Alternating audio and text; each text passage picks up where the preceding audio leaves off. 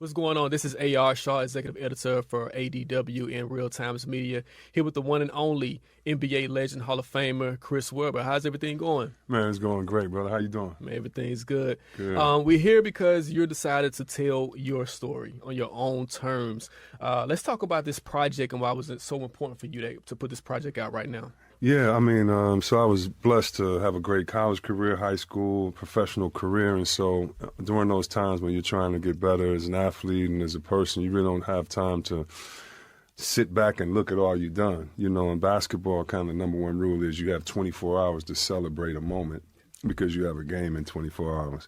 And so having that mentality, I've never had the chance to really look back and just kind of sift through all the memories. And with this, I was able to, and I was able to discover a lot more about myself. I was able to hopefully inspire some people, but really give credit to those that helped me on my journey. And so I had the time, and it definitely was worth it. It definitely was worth it. I read that, in your book, you say to learn about you have to start with your family. Yeah. Talk about family and why it was important for you to kind of start the book there. Yeah, I think most of us, I think all of us use what we were given to go forward, whether that hurts us or whether that hinders us or whether that allows us to go forward. And so for me, the unique background that I had of my mother being a teacher, educator, my father coming from the South and having different challenges and opportunities, I really took all of their hardships and I used that to strengthen myself, whether it was that I knew that they went through certain things and I could handle it, whether it was I saw their faith and perseverance and they could handle it, whether it was the love and passion that they had for the things that they wanted to work on. And so for me, if you wonder why I was dunking on cats and grimacing, making faces, or with the Fab Five with that energy, that's because that's the energy our families gave to us, that energy of fight, that energy of give it your all, that energy of so what? If you're going to fail, you better go out and fail in the most glorious way because we believe in your energy like that. And so for me, everyone always wondered where that passion came from. And I want to establish that that's just strictly for my family. It has nothing to do with basketball. If I was a teacher, I'd probably be mean mugging kids if they got a C. You know what I'm saying? So just wanted to go back and kind of explain, because if you understand kind of the impetus and how I became or have the attitude that I have, then hopefully you'll look at the basketball journey with a little more personal touch to it. So I want to go into the Fab Five area. University of Michigan, and basically how you all shifted culture. I read it, you talk about how hip-hop was a major influence for you and the other guys. And when you first got on campus, I guess music was how you all connected and related first. Talk about those experiences and just basically changing the game when it came to sports, culture, and entertainment. Yeah, with the Fab Five, you could hear us before you could see us. You could hear us coming. So in the dorms, I mean, I'm sure we introduced hip-hop to a whole generation of people maybe that didn't know hip-hop because of the songs we were playing in our dorm. So our dorm was basically party central as far as where you can come get the music and a little bit of food and hang out. And so introducing or just being ourselves at Michigan really helped us because we love the music, we love the culture, and what we wanted to do was bring our neighborhood to school with us. So many of our friends that had played in high school with us that were part of the culture. We just wanted to represent where we grew up. We just wanted to represent those things. And hip-hop wasn't young, but it was really just coming on the scene. So we really merged that hip-hop and basketball. Just from before we played, there was no hip-hop played during warm-up lines. Can you imagine that today? Wow, okay. You go online now, you'll see LeBron rapping somebody's song, right? Yeah, he's rapping. And so, it's great to just follow your own path and then look back and say, wow, we were the first to do that. We helped introduce that. And so pretty cool stuff, man. I want to talk about, how people painted you all, particularly the media. Yeah. And it's similar because it's like, I almost see the same thing happening right now with Angel Reese, where it's like they're painting her in this villain role. And you all had almost a similar thing because you all had the black socks. You had your swagger. Talk about, I guess, what you all dealt with and what Angel Reese is going through now as a collegiate player. Yeah. So what we went through at the University of Michigan, people hated us because they hated our style. They hated that all 5 black guys was representing a university like that. They hated that we were young. And, really we didn't understand it at times, but even though it was clear, we were different. All of us at the time were criticized that we had bald heads. You just think about it with yourself and your dreads and the cuts you got. It's crazy that if Allen Iverson didn't come into the league with braids, that process would be delayed. And just like you are him and I am you, that's all we wanted to do, was bring to the campus, to be a full representation of the people that we love, the people that supported us, the people that watched us in high school. But that led to death threats. Yeah. Wow. That led to crazy criticism. It led to a lot of threatening letters and other things. When I look at Angel Reese, it's unfortunate that she's going to have to go through that. But she's such a dog on the court, and she's a beautiful young lady that I think she's going to be able to outlast any of these fake storms of people trying to change the narrative on her, because we've already seen she's a great competitor. We know she's going to take that work ethic and use it outside of basketball. But right now, when I saw her last press conference, as an athlete, as a man, I definitely was hurt, because you could see the weight of the world on her shoulders. You could see, even though she's very strong, that it takes a toll. And so I was proud of her teammate, being at the dais with her, wiping her tears and letting people know, like, y'all seeing her cry, but she gonna get back up and smack all y'all in this game when it's time. So she's a strong young lady, and she inspires me. Yeah, no, I can definitely see the parallels between what she's going through now and the same thing that was happening with Fab Five. Another thing that was happening with Fab Five in University of Michigan, people, you all had the black socks, the Nikes, but you all weren't getting paid. Yeah. But we see, what's happening now with NIL. Just your thoughts on that, and kind of what you all went through in terms of people are selling your images, selling your brand, but you're not getting paid. College, it's a $1 billion industry. Yeah. What are your thoughts now in terms of what's happening?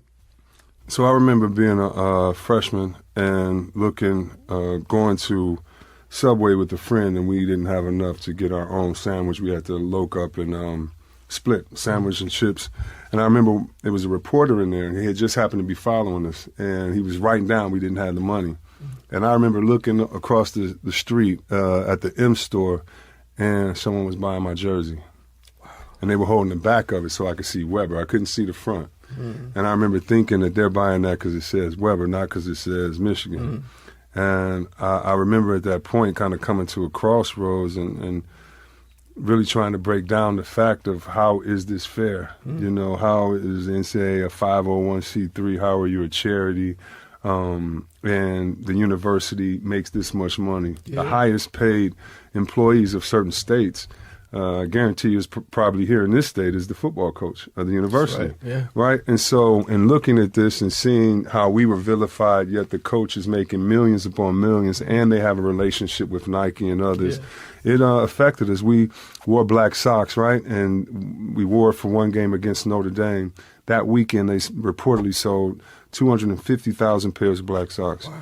So what we did, being very upset about the fact we didn't get any money, is that the next game we came in with our shirts inside out because we didn't want to give any advertising to Nike. So, those were some of my thoughts. I think the NIL is definitely at a great starting point, but I think it needs to grow so that none of the athletes get left behind. But it is a starting point, and I'm happy that athletes now can. Sounds so stupid to say, but I'm happy an athlete now can own their name in college. That's crazy. Yeah, no, but it started. I remember that story, and you've seen that it's coming full circle. But there's still a long way to go because there's still a disparity between the college coaches and how much they get paid versus even the NIL deals, which you have to kind of go out and get the brand deals. So we see that disparity that still exists. Yeah, and even think about this with NIL. So we have to go to healthcare. What if I'm 21 and I tear my knee up for the school, and now I'm 40 and I can't walk around with my baby, and you don't have health care for that injury then. So there's so many things that we need to address, but again, it is better than it was, but that's not an excuse to say we stop here. Yeah, definitely. The Fab Five, I'm on social media and I saw that you and Jalen were kicking it. So what's that like, because I think that, the world the sports world sees that you all are back together and collaborating. What's that like, I guess, to have that connection back with your brother? No, it's a wonderful thing, man. We've been best friends since 12 years old. And so when people didn't know what the disconnect was with us, it was more like, we sorry everybody that y'all don't get it, but we're such close friends, we don't care if y'all don't get it. This is an in-house dispute right now. Yeah, for sure. And that the way we handle an in-house dispute is the way we're about to celebrate the rekindling. We got a lot of things on deck, and we're better together. Mm-hmm. So I'm excited about what's coming up. But it feels great, man. That's my homie, and it feels good to share our relationship with the people, because we know it meant a lot to everyone, but we wanted to make sure it was as sincere as possible in getting back together. So we had a lot of time to kick it and create some crazy memories, and so now we're ready to get back out to the people. Nah, we're ready for it. We're ready for it. I got to talk about this, man, that Sacramento Lakers playoff.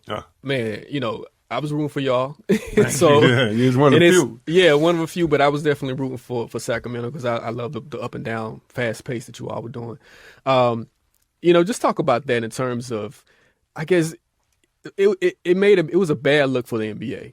And I see now they have the, you can do replay and things of that nature. Yeah. But just talk about that moment, because it was a team that could have actually won a championship, and a lot of people say you all were robbed of an opportunity. Just your thoughts on that. Were you ever able to get over that, and just that entire feeling of having something taken away from you like that? Yeah. So in Sacramento, working your way up to try to be one of the best, and then to go up against Goliath. I love being David. Just give us a rock and a slingshot, but you can't have David, Goliath, and 3 referees on your side. Yeah. So playing against the Lakers was a tough series, but I think it was great for basketball because it brought fans together. It created that narrative, but I think it was bad for basketball in the way that we see the love that we have for the game, the purity. Like it would have been okay for a small market team to win at that time. And so looking back, it hurts that we didn't. It hurts that in Game 6 we got cheated. But if I'm honest, Game 7 we could have won if we would have made free throws. If I'm honest, Game 7 we could have dominated. We had them on the rope. So how do I feel? It's like a balance, knowing that, okay, that was taken from me at that time, but I still had another shot. And just glad that, we're in one of the greatest rivalries ever. Sure. So it's tough, but I don't look back at it with sadness or anything else like that. Kobe, rest in peace. I used to always say, let me see my ring. And he knew what I was talking about. Yeah. And the same with Shaq. So, man, hey, those two are beasts, man. And it would take a miracle to beat them. And I'm just glad we gave them all that they could handle. Of course, you own this story, and you're able to put it out how you wanted to put it out. I think you could have did it any other type of way. Why this medium, and why now? I wanted to do it myself and put it on my own publication, because a lot of times athletes, no matter who you are, our stories are undervalued. And I wanted to show other athletes, one, that you could write your own story. There's some athletes I've taken through this process that will be releasing books soon with them. But why now? I had time after my career. You hear all the noise on the left and the right, and all you have to do is focus. You can't divert. If I give any attention to anything while I was playing, I wouldn't have had the career I had. Mm-hmm. And so a lot of that time, I was waiting for the right time. And so right now, I think is the right time. I've been able to have kids after, so this is a legacy piece so that they know the truth and they know it forever. I was able to celebrate going to the Hall of Fame, and so with that, it was thanking everybody from my neighborhood, family, and others. And this book is really a collection of thank yous, and to the village that helped raise me, to those that really helped me chase my dream. And so it was definitely tough work, something I would not do again, but it's something I'm very proud of, because it started off as an idea and I finished it. And I've been retired some years now, and this has been 12 years in the making. And so I'm just really happy to complete it and bring it to the people. And I really think it'll inspire everyone and young brothers and sisters that are going through certain things, and in the midst of the storm, all you can do is put one foot in front of the other. Hopefully this encourages you that sometimes you don't know what's on the other side until you get there. So put all your energy in getting there, and not all the negativity that's on the side slowing us down. And so hopefully there's some life lessons and stories in here that can inspire others to be their best. Can we get the book and let everyone know where they can order it? Definitely. Well, you can order on chrisweber.com. chrisweber.com. This is an independent production, and I'm very proud of it. And we have something special. The book has over 200 pictures. It's over 480 something pages, and so it feels like a collector's item as opposed to a book, because I tried to be so thoughtful. I'm an avid reader that I tried to write the book that I wanted to read, and so hopefully the people get it. That's what it is. chrisweber.com. I want you all to check it out. And like I say, much success. Thank you for having me, All right, brother.